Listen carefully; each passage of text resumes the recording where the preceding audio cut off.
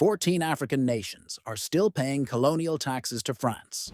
Not in 1960, in 2024. Let that sink in. Let's talk about the modern-day racket. Oh, France gave them independence.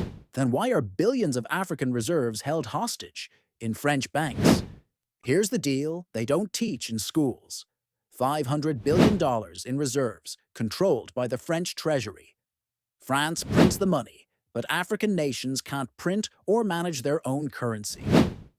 These countries pay colonial debt for roads, ports, and buildings the French built for exploitation, not development. How about the invisible occupation? France doesn't just hold the money, they back it with military muscle.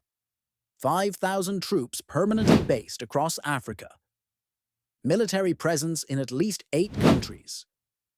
Regime change operations against leaders who resist, like Thomas Sankara, who was assassinated after rejecting the CFA Franc. But they call it peacekeeping. That's colonialism in a suit. Don't forget the resource rape, the uranium story. Here's how France gets 40% of its electricity. Mines African uranium in Niger.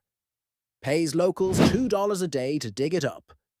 Then sends the power to light up Paris, while Niger's people live in the dark, and they have the audacity to say they're developing Africa. Finally, the elegant robbery. Colonialism didn't die, it just put on a white collar.